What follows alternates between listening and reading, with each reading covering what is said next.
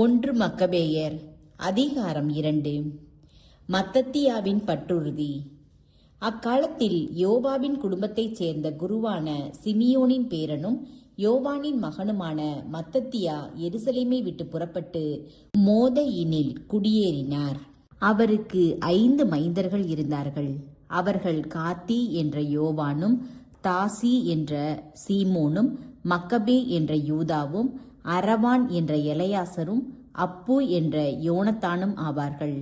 யூதேயாவிலும் எருசலேமிலும் மக்கள் இறைவனை பழிப்பதைக் கண்ட மத்தத்தியா, ஐயோ எனக்கு கேடு! என் மக்களின் இழிவையும் திருநகரின் அழிவையும் பார்க்கவோ நான் பிறந்தேன். பகைவரின் பிடியில் நகர் சிக்கியிருக்க, திரு உறைவிடம் அயல் நாட்டவர் கையில் அகப்பட்டிருக்க நான் இங்கு குடியிருக்கலாமோ? அதன் கோவில் மாண்பு இழந்த மனிதனைப் போல் ஆனது. அதன் மாட்சிக்குரிய கலன்கள் கொள்ளை பொருள்களாய் கொண்டு செல்லப்பட்டன. அதன் குழந்தைகள் தெருக்களில் கொலையுண்டார்கள். அதன் இளைஞர்கள் பகைவரின் வாளுக்கு இரையானார்கள். அதன் அரசை உரிமையாக்கி கொள்ளாத இனத்தார் யார்? அதன் கொள்ளை பொருள்களை கைப்பற்றாதார் யார்? அதன் அணிகலன்கள் எல்லாம் பறிபோயின. உரிமை நிலையிலிருந்து அது அடிமை நிலைக்கு தள்ளப்பட்டது. நம் தூய இடமும் நம் அழகும் மாட்சியும் பாழடைந்தன. அவற்றை வேற்றினத்தார் தீட்டுப்படுத்தினர். இனியும் நாம் ஏன் வாழ வேண்டும் என்று புலம்பினர். மத்தத்தியாவும் அவருடைய மைந்தர்களும் தங்கள் ஆடைகளை கிழித்து சாக்கு உடை உடுத்தி கொண்டு மிகவும் புலம்பினார்கள். இதற்கிடையில் கடவுளை புறக்கணிக்குமாறு யூதர்களை கட்டாயப்படுத்துவதற்காக மன்னன் ஏற்படுத்திய அலுவலர்கள் மக்களை பழி செலுத்த வைக்கும்படி மோதயின் நகருக்கு சென்றார்கள். இஸ்ரேல் மக்களுள் பலர் அவர்களிடம் போய் சேர்ந்தனர். மத்தத்தியாவும் அவருடைய மைந்தர்களும் தனியே கூடி வந்தார்கள். மன்னனின் அலுவலர்கள் மத்தத்தியாவை நோக்கி, நீர் இந்த நகரத்தில் மதிப்புக்குரிய பெரும் தலைவர். உன் மைந்தர்கள் சகோதரர்களுடைய ஆதரவு உமக்கு உண்டு. ஆதலால் இப்பொழுது நீர் முன்வாரும். பிற இனத்தார், யூதேயா நாட்டு மக்கள், எருசலேமில் எஞ்சியிருப்போர் ஆகிய அனைவரும் செய்த வண்ணம் நீரும் மன்னரின் கட்டளையை நிறைவேற்றும். அப்படியானால் நீரும் உம் மைந்தர்களும் மன்னரின் நண்பர்கள் ஆவீர்கள். பொன், வெள்ளி மற்றும் பல்வேறு பரிசுகளால் சிறப்பிக்க பெறுவீர்கள் என்று கூறினார்கள். அதற்கு மறுமொழியாக மத்தத்தியா உரத்த குரலில், மன்னனின் ஆளுகைக்கு உட்பட்ட எல்லா மக்கள் இனத்தாரும் அவருக்கு கீழ்ப்படிந்து தங்கள் மூதாதையரின் வழிபாட்டு முறைகளை கைவிட்டு அவருடைய கட்டளைகளை நிறைவேற்ற இசைந்தாலும் நானும் என் மைந்தர்களும் சகோதரர்களும் எங்கள் மூதாதையரின் உடன்படிக்கையின்படியே நடப்போம்.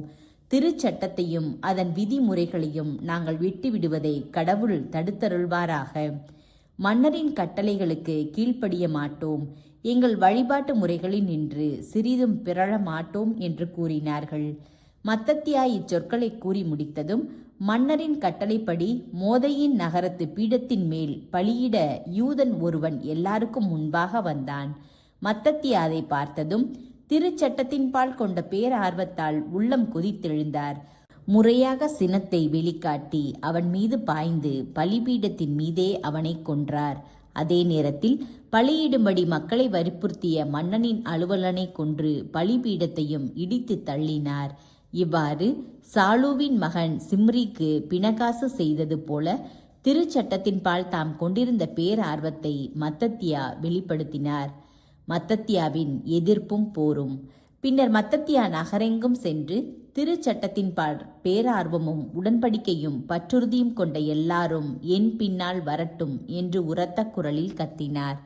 அவரும் அவருடைய மைந்தர்களும் நகரில் இருந்த தங்கள் உடைமைகளை எல்லாம் விட்டுவிட்டு மலைகளுக்கு தப்பியோடினார்கள். அப்போது நீதி நேர்மையை தேடிய பலர் பாலை நிலத்தில் தங்கி வாழ சென்றனர். அவர்களும் அவர்களுடைய மைந்தர்களும் மனைவியரும் கால்நடைகளோடு அங்கு தங்கினார்கள். ஏனெனில் கடும் துயரங்கள் அவர்களை வருத்தின. மன்னனின் கட்டளைகளை அவமதித்தோர் பாலை நிலத்து மறைவிடங்களுக்கு போய்விட்டனர் என்று தாவீதின் நகராகிய எருசலேமில் இருந்த அரச அலுவலர்களுக்கும் படை வீரர்களுக்கும் தெரிவிக்கப்பட்டது. உடனே படை வீரர்கள் பலர் அவர்களை துரத்தி சென்று அவர்கள் தங்கியிருந்த இடத்தை அடைந்து அதற்கு எதிராக பாசறை அமைத்து ஓய்வு நாளில் அவர்கள் மீது போர் தொடுக்க ஏற்பாடு செய்தனர். அவர்கள் இஸ்ரேலரை நோக்கி, போதும், இந்த போராட்டம், வெளியே வாருங்கள், மன்னரின் கட்டளைப்படி செயல்படுங்கள், நீங்கள் பிழைப்பீர்கள் என்றார்கள். அதற்கு அவர்கள், ஓய்வு நாள் தீட்டுப்படாதவாறு நாங்கள் வெளியே வரவும் மாட்டோம், மன்னரின் சொற்படி நடக்கவும் மாட்டோம் என்று பதிலளித்தார்கள். உடனே பகைவர்கள் அவர்களோடு போர் புரிய விரைந்தார்கள். ஆனால் இஸ்ரவேலர் அவர்களை எதிர்க்கவும் இல்லை, அவர்கள் மேல் கற்களை எறியவும் இல்லை, தாங்கள் ஒளிந்திருந்த இடங்களை அடைத்து கொள்ளவுமே இல்லை. மாறாக, எங்கள் மாசின்மையில் நாங்கள் எல்லாரும் மடிவோம், நீங்கள் எங்களை அநியாயமாக கொலை செய்கிறீர்கள் என்பதற்கு வானமும் வையகமும் சான்றாக இருக்கும் என்றார்கள். ஆகவே பகைவர்கள் ஓய்வு நாளில் அவர்களை தாக்க அவர்களுள் 1000 பேர் இறந்தனர். அவர்களுடைய மனைவி மக்களும் கால்நடைகளும் மாண்டார்கள். இதை அறிந்த மத்தத்தியாவும் அவருடைய நண்பர்களும் அவர்களுக்காக பெரிதும் அழுது புலம்பினார்கள். அப்பொழுது அவர்கள் ஒருவர் ஒருவரை நோக்கி, நம் சகோதரர்கள் செய்தது போல நாம் அனைவரும் செய்து நம் உயிரையும் விதிமுறைகளையும் காப்பாற்றும் பொருட்டு வேற்றினத்தாரோடு போரிட மறுத்தால் பகைவர்கள் விரைவில் நம்மையும் மண்ணுலகினின்று அழித்தொழித்து விடுவார்கள் என்று சொல்லிக் கொண்டார்கள். அன்று அவர்கள் ஓய்வு நாளில் யார் நம்மை தாக்கினாலும் அவர்களை எதிர்த்து நாமும் போர் புரிவோம், நம் சகோதரர்கள் தாங்கள் ஒளிந்திருந்த இடங்களில் மடிந்தது போல நாமும் மடிய மாட்டோம் என்னும் முடிவுக்கு வந்தார்கள். இஸ்ரவேலருள் வலிமையும் துணிவும் கொண்ட கசிதேயர் குழுவினர் அவர்களோடு சேர்ந்து கொண்டனர். இவர்கள் எல்லாரும் திருச்சட்டத்தை காப்பாற்ற மனமுவந்து முன்வந்தனர். கடும் துயருக்கு தப்பியோடியவர்கள் அனைவரும் அவர்களோடு சேர்ந்து கொண்டதால் அவர்கள் கூடுதல் வலிமை பெற்றார்கள். அவர்கள் எல்லாரும் படையாக திரண்டு பொல்லாதவர்களை சினம் கொண்டு தாக்கினார்கள், நெறி கெட்டவர்களை சீற்றம் கொண்டு தாக்கினார்கள். தாக்கப்பட்டோருள் உயிர் தப்பியவர்கள் பாதுகாப்பிற்காக பிற இனத்தாரிடம் ஓடிவிட்டார்கள். மத்தத்தியாவும் அவருடைய நண்பர்களும் எங்கு சென்று சிலை வழிபாட்டுக்கான பலிபீடங்களையும் இடித்து தள்ளினார்கள். இஸ்ரேலின் எல்லைக்குள் விருத்த சேதனமின்றி வாழ்ந்து வந்த சிறுவர்களுக்கு வலுக்கட்டாயமாக விருத்த சேதனம் செய்தார்கள். செறிக்குற்ற மக்களை விரட்டியடித்தார்கள். அவர்களின் முயற்சி அன்றாடம் வெற்றி கண்டது. வேற்று இனத்தாரிடமிருந்தும் மன்னர்களிடமிருந்தும் அவர்கள் திருச்சட்டத்தை விடுவித்தார்கள். பொல்லாதவனான அந்தியோக்கு வெற்றி கொள்ள விடவில்லை. மத்தத்தியாவின் இறப்பு. இறக்கும் காலம் நெருங்கிய போது மத்தத்தியா தம் மைந்தர்களை நோக்கி, இப்போது இருமாப்பும் ஏளனமும் மேலோங்கிவிட்டன, பேரழிவுக்கு கடும் சீற்றத்துக்கும் உரிய காலம் இது. ஆதலால் என் மக்களே, இப்போது திருச்சட்டத்தின் பால் பற்றார்வம் கொண்டிருங்கள். நம் மூதாதையரின் உடன்படிக்கைக்காக உங்கள் உயிரை கொடுங்கள். நம் மூதாதையர் தங்கள் காலத்தில் செய்த செயல்களை நினைவு கூறுங்கள். இதனால் பெரும் மாட்சியும் நிலைத்த பெயரும் பெறுவீர்கள். ஆபிரகாம் சோதிக்கப்பட்ட வேளையிலும் பற்றுறுதி உள்ளவராய் காணப்படவில்லையா? அதனால் இறைவனுக்கு ஏற்புடையவர் என்று மதிக்கப்படவில்லையா? யோசேப்பு தமக்கு இடர்பாடு நேரிட்ட காலத்தில் கட்டளைகளை கடைபிடித்தார், எகிப்தின் ஆளுநர் ஆனார். நம் மூதாதையான பிணக்காசு பற்றார்வம் மிக்கவராய் இருந்ததால் என்றும் உள்ள குருத்துவத்தின் உடன்படிக்கையை பெற்றுக்கொண்டார். யோசுவா கட்டளையை நிறைவேற்றியதால் இஸ்ரேலின் நீதி தலைவர் ஆனார். காலேபு சபை முன் சான்று பகர்ந்ததால் நாட்டை உரிமை சொத்தாக அடைந்தார். முடிவில்லாத அரசின் அரியணையை தாவீது தம் இரக்கத்தால் உரிமையாக்கி கொண்டார். எலியா திருச்சட்டத்தின் பால் பற்றார்வம் கொண்டிருந்ததால் விண்ணகத்திற்கு எடுத்துக்கொள்ள பெற்றார். அனனியா, அசிரியா, மிசாபேல் ஆகியோர் தங்கள் பற்றுறுதியால் தீயினின்று காப்பாற்ற பெற்றார்கள். தானியேல் தமது மாசின்மையால் சிங்கத்தின் பிடியினின்று விடுவிக்க பெற்றார். இவ்வாறே கடவுளை நம்பினோர் ஆற்றலில் சிறந்தோங்குவர் என்பதை ஒவ்வொரு தலைமுறையில் இருந்தும் கற்றுக்கொள்ளுங்கள். தீவினை புரியும் மனிதனின் செல்வாக்குக்கு அஞ்சாதீர்கள்.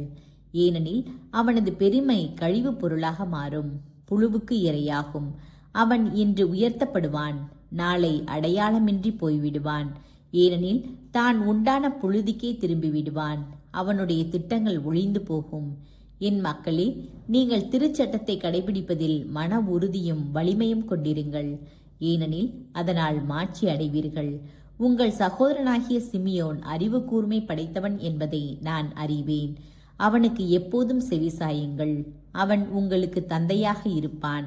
இளமை முதல் வலிமையும் துணிவும் கொண்டவனாகிய யூதா மக்கபே உங்களுக்கு படைத்தலைவனாக இருந்து பகைவர்களை எதிர்த்து போர் புரிவான்.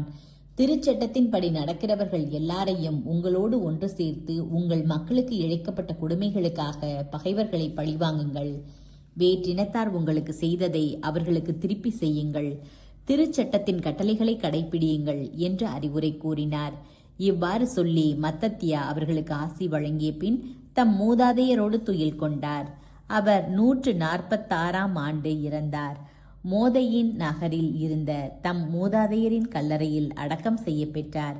இஸ்ரேலர் அனைவரும் அவருக்காக பெரிதும் துயரம் கொண்டாடினர்.